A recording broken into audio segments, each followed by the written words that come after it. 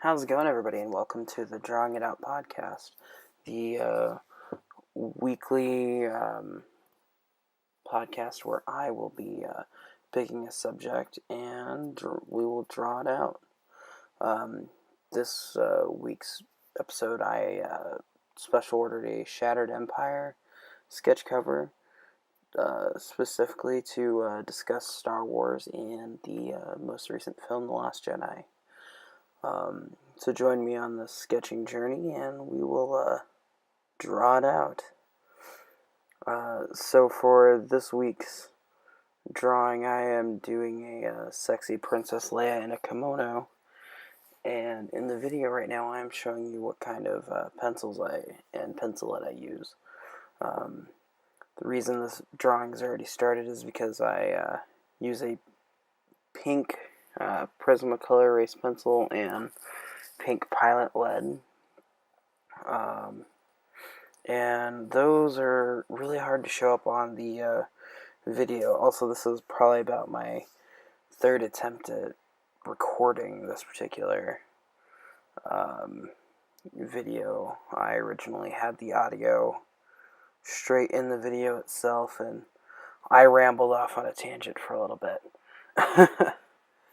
As I do, which is why this particular clip is getting 80 yard right now. I have no reason to lie to you guys or, pull any wool over your eyes, so to speak.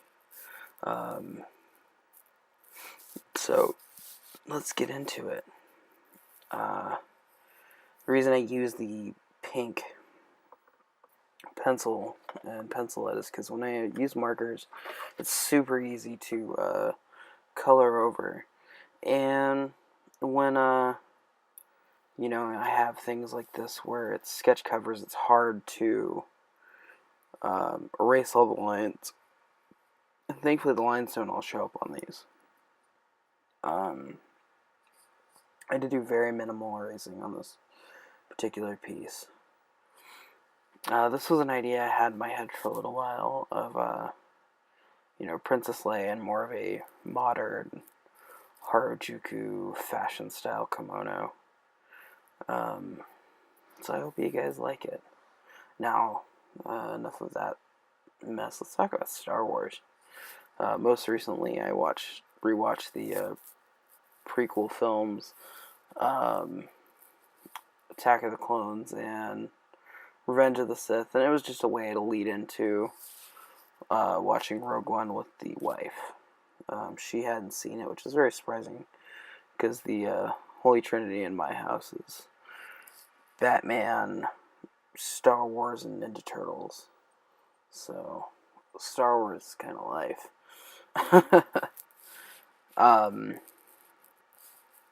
But no, she hadn't seen it. I had gone back, I think 3 to 4 times to rewatch it, and I took both kids on separate occasions just to rewatch the film. I loved Rogue One. It's a nice homage to the prequel trilogy, as well as what they're doing on TV, like with Clone Wars and Rebels. And it was great to even just see Chopper in the film. And then to hear the subtle shout-outs to Hera and seeing just the ghost in action. Like, it was you blink and you missed it, or if you weren't looking, you'd miss it. Cameo. But they were great nonetheless.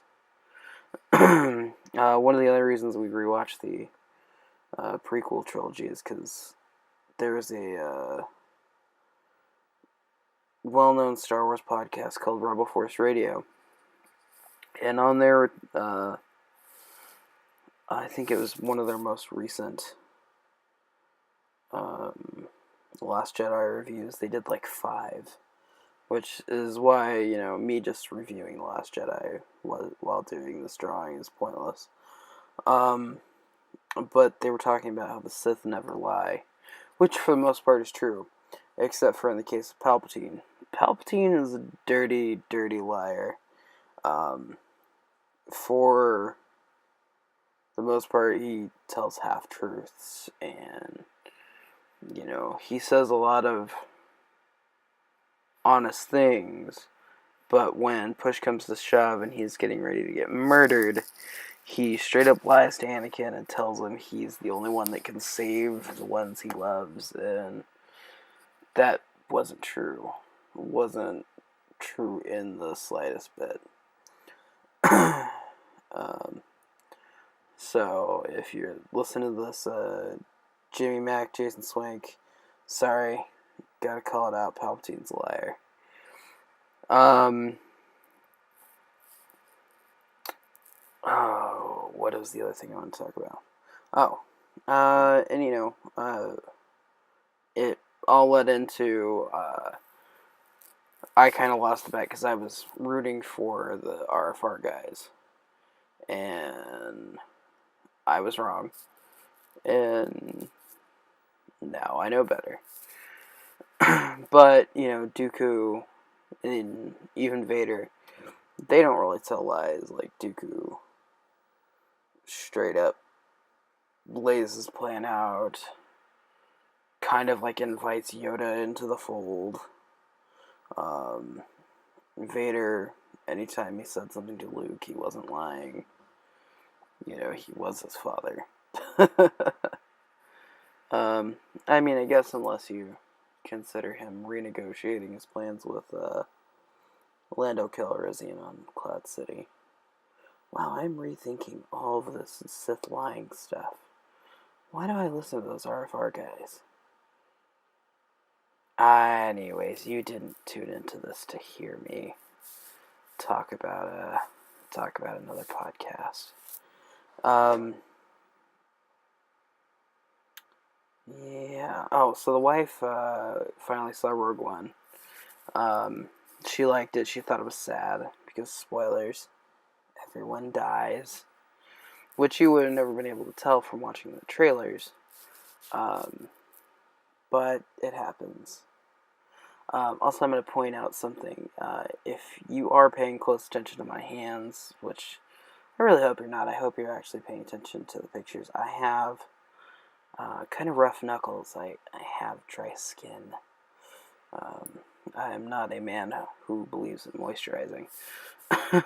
So I'm sorry if you find that unappealing or it draws away from your eyes. Get used to it if you're going to be watching the channel. Even today as I'm recording this, I was taking apart my work calendar and banged my knuckle up. So that was very, very unpleasant. But I'll get over it.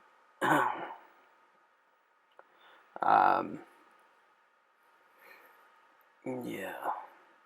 So another reason I wanted to do Star Wars today is the first one is because it is a passion of mine. I've loved Star Wars since I was probably about 6 or 7 years old. No, maybe even earlier than that. We had the VHS tapes of A New Hope, Empire Strikes Back, and Return of the Jedi, which, sorry everybody, Return of the Jedi is my favorite. Ewoks and all. Luke had my favorite color lightsaber, and he wore all black, and, nobody's more badass than when they're dressed all in black. At least that's what I used to tell myself in high school. But I don't recommend anybody wear as much black as I did in high school. Somewhere there are photos out there floating around of me in corpse makeup, and it's not pretty. But yeah, no, and I super fell in love with Star Wars when my dad bought me a Star Wars, I would call it a souvenir magazine, and it may have even been a Star Wars Insider, but I'm pretty sure it was a souvenir magazine that they had released just for A New Hope, and I don't know if they did Empire and Return of the Jedi in theaters, but I know they did A New Hope because that was the one I went and saw with my dad. And I poured through that magazine from cover, from front cover to back cover, every page, like, I could draw Vader from memory. And those eyes, Vader's just black eyes, which I know there's some debate whether they're red, whether they're green. But on that cover, they were black. And most recently, they did a Darth Vader variant cover. I mean, when I say most recently, Marvel Comics, probably about a year ago, did a cover where it was just the Darth Vader mask, and it brought back all of those memories. And that image will forever be burned into my brain. Unfortunately, my parents got divorced, and I moved away, but that magazine stayed, and I never saw hide nor hair of it after that. And I even searched on the internet, and unfortunately, there's plenty of magazines out there with Darth Vader's face on it. So, that will be lost to the ages forever.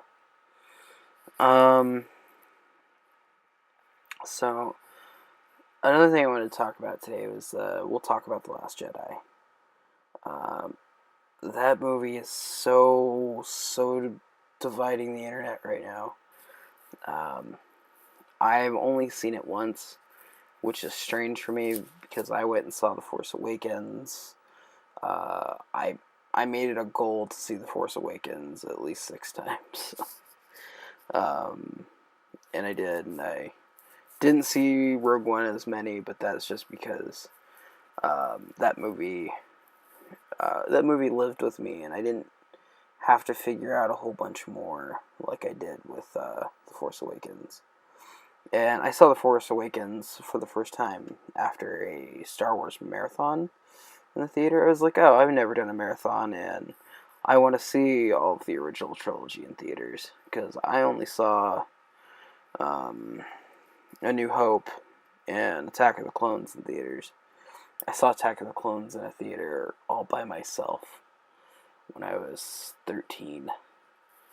Coolest thing ever, but kind of sad is, like, this is a Star Wars movie.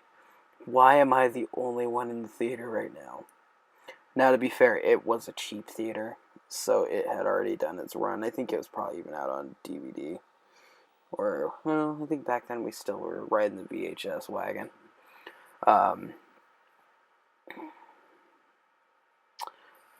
Yeah, I saw The Force Awakens at the end of a all-night-long movie marathon, and I was so fatigued by the end of it that I wanted the movie to be over. And when it was over, I kind of felt like I'd cheated myself.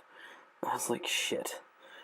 I paid all that money to see this marathon, and it was all to lead up to see this new movie, and I shot myself in the foot. So suffice to say, won't be doing the marathon ever again, unless it's just to see the original Star Wars trilogy in theaters again. Which, if that comes about, yes I will. Hopefully I'll be able to get it discounted, or I'll find a friend that wants to split time with me on that one. But yeah, Last Jedi, I only saw it once. I'm planning to go see it again. Just, this year the holidays kicked me in the ass. I loved it. Like, I didn't live with this headcanon of what Luke Skywalker would be.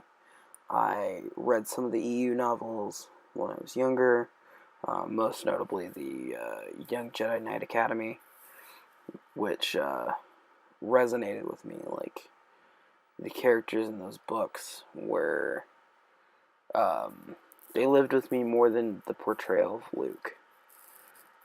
Maybe it's because I was still young when I read them, so I got a representation of Jedis that weren't just Luke, and they were younger kids. And this was before we got to see Anakin hop in his pod racer and fly around screen. And to me, I always imagined, if we got to see Old Man Luke, he would be a hermit like Obi-Wan was. I never imagined we would get to see a happy Luke training a bunch of Padawans. And that's fine. Hopefully we get to see a Rey training some Padawans, and, there's some happiness. But yeah, no, I didn't have a headcanon for that. I just wanted to see what George had in mind, or whoever. I mean, I always wanted George to be the one to do the sequels to 4, 5, and 6. And I was really hoping we were going to get him after the prequels, but some fans out there, I read a comment online where somebody's like, oh, you need to stop teasing us, because if you keep teasing us fans, Star Wars isn't going to have any fans left. And that's not true. Star Wars is always going to have fans. But what happens was when Star Wars bitch and complain about what's real and what's Star Wars and what's not Star Wars, you're not going to get any more Star Wars. They're not going to give that to us. They're going to say, oh, well, you don't like how we're doing it? We're not going to do it anymore. And I personally, as a fan, don't want that. So I constantly, I would rather speak about what I love more than what I hate, because I can't change what I disliked about the movie. The movie's already out there. So no amount of my bitching and complaining is going to go back in time and shoot that baby in the head, so to speak. But I don't have a lot of dislikes about that movie. I'd say the one thing I disliked about The Last Jedi was Luke tossing the lightsaber over his shoulder. Now, Mark Bernardin from the Fat Man on Batman podcast, he said the last time we saw Luke, he was tossing a lightsaber aside. So it's only fitting in it that Luke tosses a lightsaber behind his shoulder. He's like, nah, fuck that shit. If you guys haven't already gathered, I am not going to change my language for monetization. So if you don't like swearing, these videos aren't going to be for you, because I'm going to say all sorts of foul things that only sailors dream about.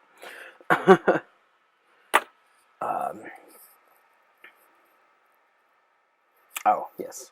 I didn't like the tossing of the shoulder, just because it felt a bit disrespectful. It felt disrespectful to be disrespectful. It didn't actually feel like a real character moment. It felt more like a Spaceballs moment. Kind of like the ironing, the Star Wars Imperial irons. Like, really? Imperial irons? Come on, guys. Show a little bit more respect for the series. But that's about all I'm going to say for gripes. The things I loved was, I loved the Rey seeing the X-Wing, downed in the water next to the planet. I love the Holdo just flying the Raddus into Snoke's big ass, I don't even know if you would call that a Star Destroyer. That was that was like a bomber, like a death bomber. Kind of like what like a Star Wars version of a B-52. That thing was huge. Or that's even more like a more like a, oh, what do they call them? Oh, I can't think of it, so I'm not even gonna bother. More like a big ass Navy ship. Um, Sorry guys, my brain's not working on that one, and sad to say, I work in a military store for a living, so I should probably know what those things are called. It's gonna bother me until I figured it out. So I'm just gonna move on. It's a big ass ship. um, yeah, no, I love that. We went quiet. I heard some theaters, some AMC theaters had some warnings. Like, are we not, uh, are we not intelligent enough as a civilization that we need warnings for cinematic subtleties or cinematic genius? Like, you knew when that screen went black and white that sound cutting out wasn't actually the movie. You knew that was a part of it. If you couldn't grasp that, you need to go back to school or you need to watch more movies. I can say another year is watching not just movies but anime. Um, the Rey stalking Luke around the island felt like something you would see in like a Dragon Ball Z or a Ranma half or any type of anime. If you were just watching the screen.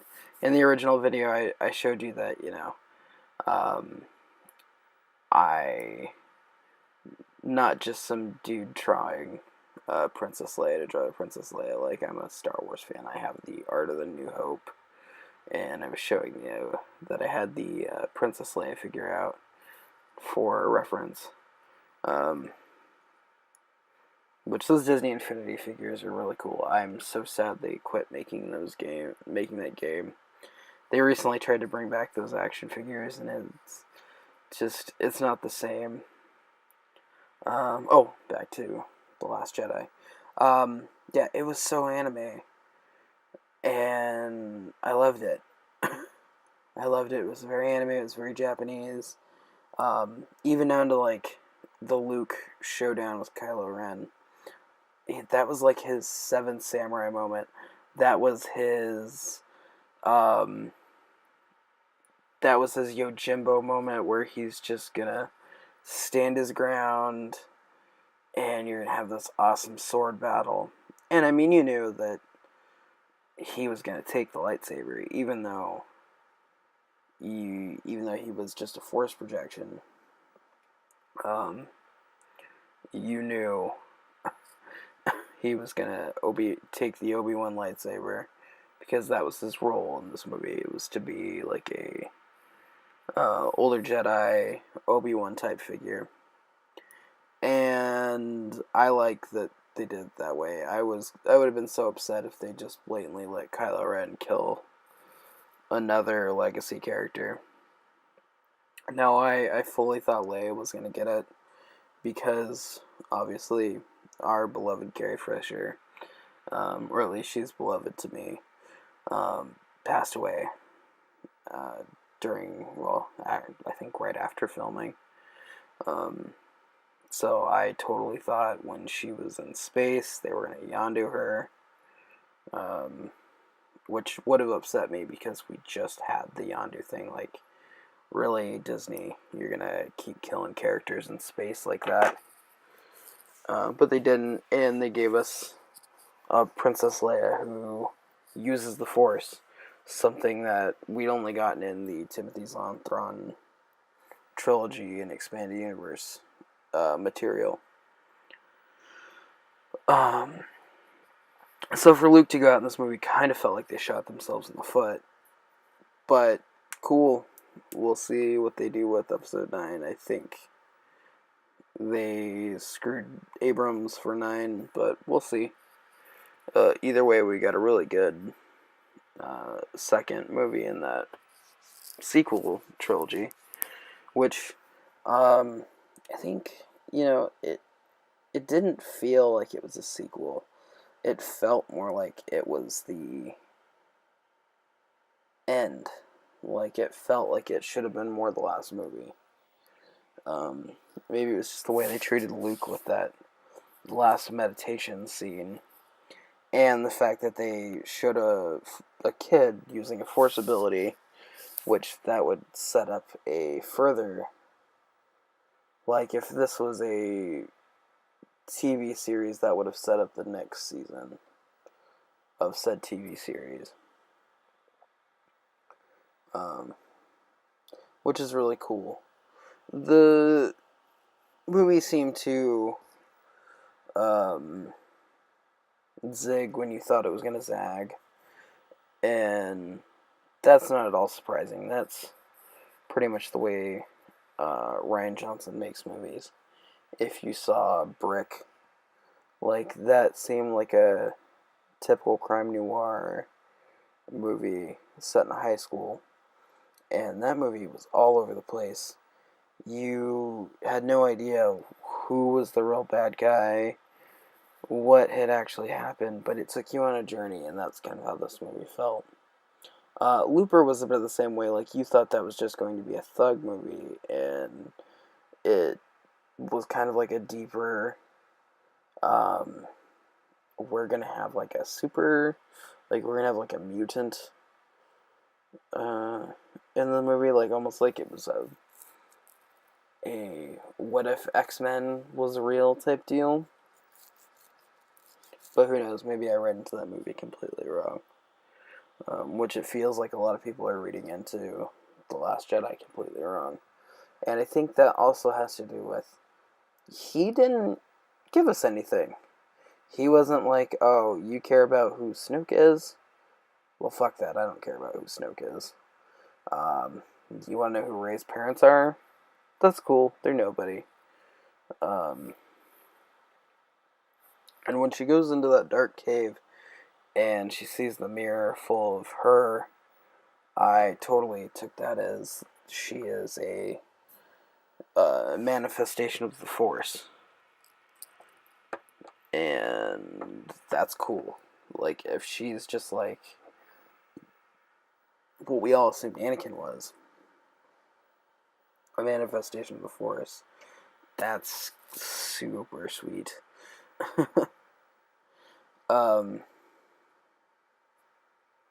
So yeah, I'm excited to see more. I hope the Solo movie does well, because I like Donald Glover, and I'm a fan of Han Solo. I mean, I don't see why we need a Han Solo movie, especially when The Force Awakens killed Han Solo.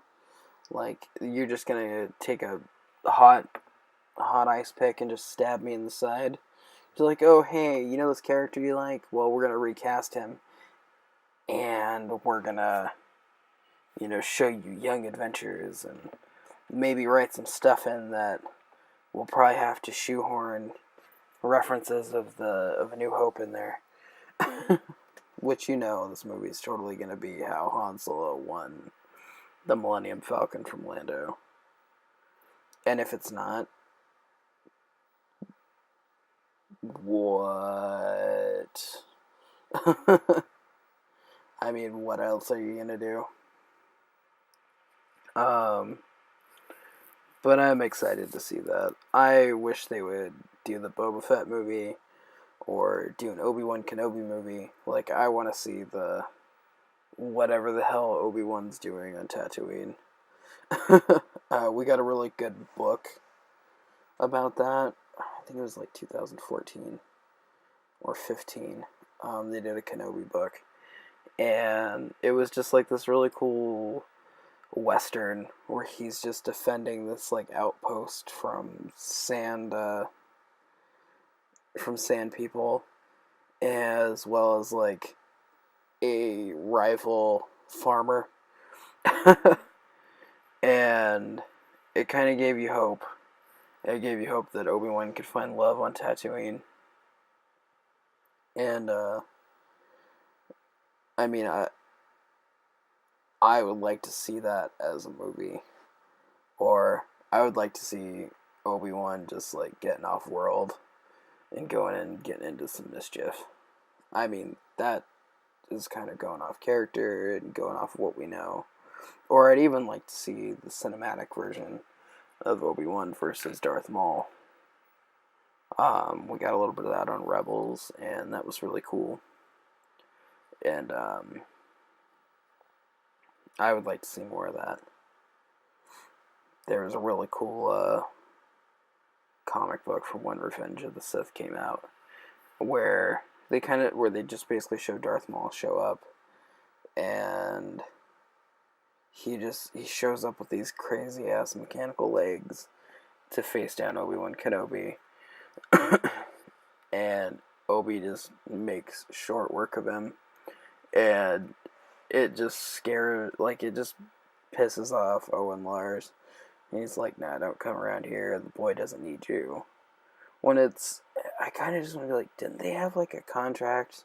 Didn't they have like a deal where it's like, hey, you know I'm here, I'm gonna look out for the boy, I kind of want to train the boy when the time comes. So, fuck off. Like, I don't understand all of the, like, pushback. There should have been something in there. It's just like, you guys are taking care of him, because I have to be in hiding. But the boy is mine to look after. Hopefully they'll explore that a little bit more in the newer Marvel comic books. They kind of touched on it in the Star Wars flagship book. Which, if you guys aren't reading the Marvel Star Wars comic books, the one I'm drawing on right now, The Shattered Empire, is really, really good. It was a good kind of short story format. I don't know if it was just the one issue or if it was like 5 issues. I'll have to look into it. Sorry, these vodcasts or video podcasts are going to be full of misinformation or bullshit that I think I remember. But yeah, it was a really good read. Apparently they took some of the storyline and threw it into the Star Wars Battlefront 2, which I've yet to play. My coworker was telling me about it, and I got really excited because I really liked that. At least they threw in like the Princess Leia going to Naboo portion of it.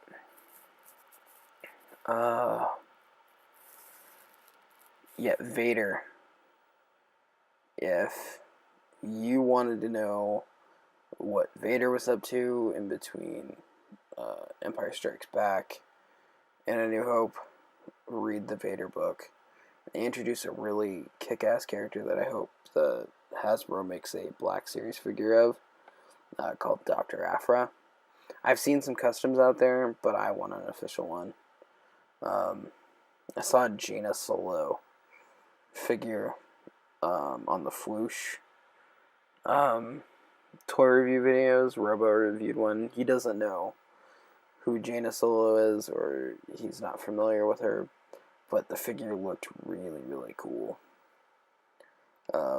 Which on here I might do some toy review videos.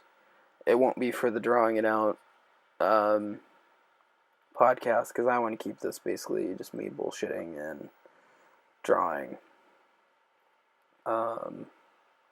But yeah, no, it was super sweet. If you guys are wondering, I'm using a mixture of Hoo-Hoo markers, which is really like cheap Copic alternative, and the Zig Curie, I think it's Curie color.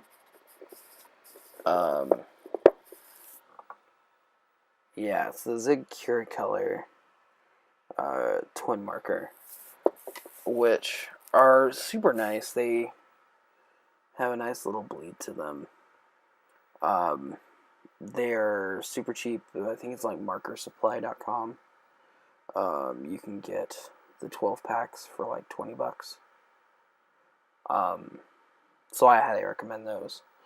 if you don't want to shell out the hundreds of dollars for the Copic markers, which the Ohuhu markers, I guess they do up to 80 right now. On Amazon, you can get them for $40. They're a nice alternative, although the tip bleeds, or not the tip bleeds, the tip dulls. I've had mine for about a year, and some of my tips are getting really dull. I'm going to see if I can order some Copic ones to replace them, but that's going to be an experiment. Prismas are really nice. Prismas are really opaque. I get some really nice deep, rich colors from those, but those kind of feel like I'm coloring like I'm a kid. Which, Prismacolor, if you watch this, I'm sorry. That's just how I feel. But you do have some colors that I can't get in Copic or any of the other alternatives I was talking about, like I think it's the purple I did on the shirt. I colored with a Prisma. I really like that for highlighting white. It gives a nice shadow without having to do a gray, or even like or even like dipping into the pencils. Like, I don't like shading, doing marker color and then shading the pencil, because it's just too drastic of a color difference for me. But I might experiment. Like, this is also to show you guys how I evolve, which I hope you guys like my drawing style. Like, the noses I draw are really big. Like, I chose that cartoony type of nose for a reason. I used to draw like a anime little triangle nose, and then for a while I was aping J. Scott Campbell and drawing that button nose with little sketchies on the top, which he does really well. I do not. But my evolved from that. It evolved from drawing that J. Scott Campbell button nose, and then also drawing like a Chris Sanders Lilo and Stitch size nose. Yeah, for a while I was just trying to copy the masters, and when I started doing digital, I mainly used to work in Illustrator, and I still do. I'm working towards being completely Photoshop, and pretty soon Clip Studio, which used to be Mega Studio, and that way I don't have that crutch of the lines that get crisp on their own. But yeah, when I started working in that, I started to develop a style that was basically my digital style, and then I figured out how to draw that with pencil, because consistency is key. You know, I should be able to pick up any art supply and draw the same in ballpoint pen, Sharpie, digital, oil paint, as I do here.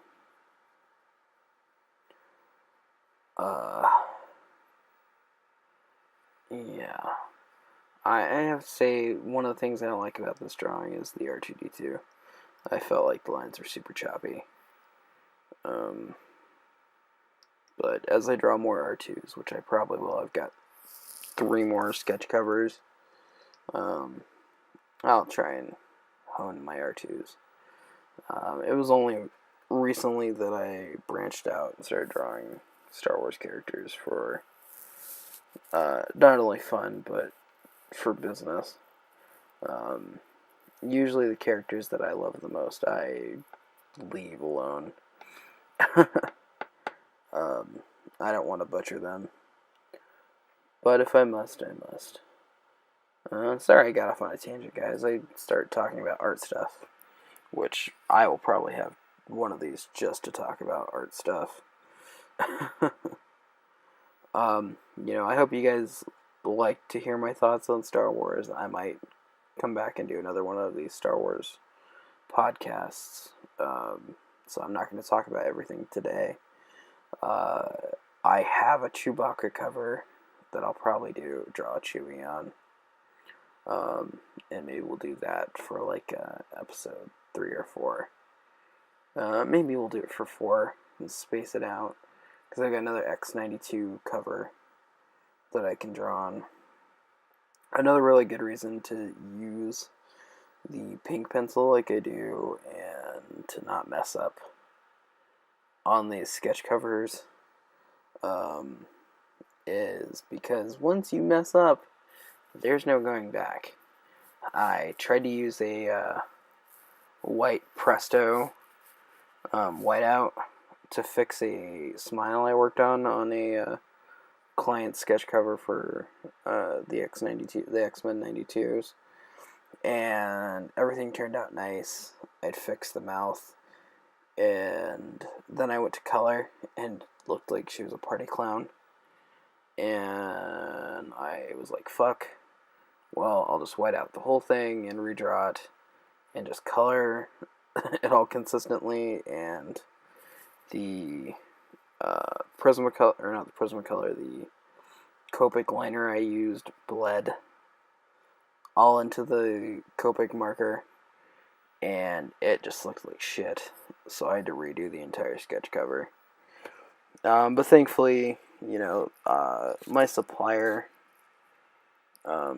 gets me these sketch covers at a reasonable cost. If I had bought it in a shop, it probably would have cost me $20. So I'm very thankful for that. So I just ate the book. I didn't physically eat it. I mean, I'm a big guy, but I'm not that hungry. But yeah, no, I just ate the cost of the book. I figured it's better to restart. The customer had even gave me extra money for the commission to cover the cost of the book, which I already billed into my pricing. So it kind of, I just broke even on that. Which, I'm sorry, this number stuff is probably boring to you guys. Or if it's not, let me know. Let me know in the comments. I'd love to hear what you guys think. Next week's podcast, we will be doing, I'll probably be drawing Jubilee, and I'm probably going to do a super 90s, like, cross colors Jubilee, and I may even throw in a Storm. So I'll be redesigning her outfit completely, and because I specialize in pinups and big booty sexy girls, she will probably have a big booty. Which, if you guys don't like this stuff, I'm sorry. I'm not changing for you. So I hope you guys like this, and I will see y'all next time. Make sure to like, subscribe, and hit that notification button. Have a great night.